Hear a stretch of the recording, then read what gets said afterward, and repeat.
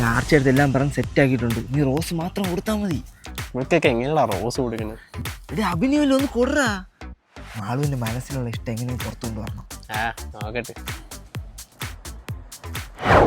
എടി ഞാൻ ഇന്ന് രാത്രി മൊത്തം ഇരുന്ന് ആലോചിച്ചപ്പോഴാണ് മനസ്സിലായത്, ആ ചെറുക്കൻ ഞാനില്ലേ.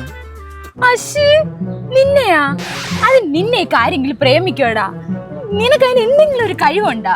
അവൻ പ്രേമിക്കാൻ നടക്കുന്നു. ഞാൻ അല്ലേ?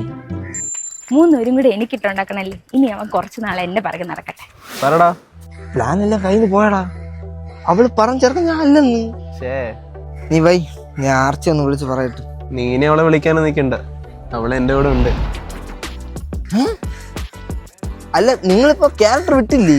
നീ പറഞ്ഞ ക്യാരക്ടറെ നമ്മൾ ലൈഫ് ലോങ് ഇങ്ങനെ തന്നെ അങ്ങ് കൊണ്ടുപോയാൽ എന്താന്ന് ആലോചിക്കണേ.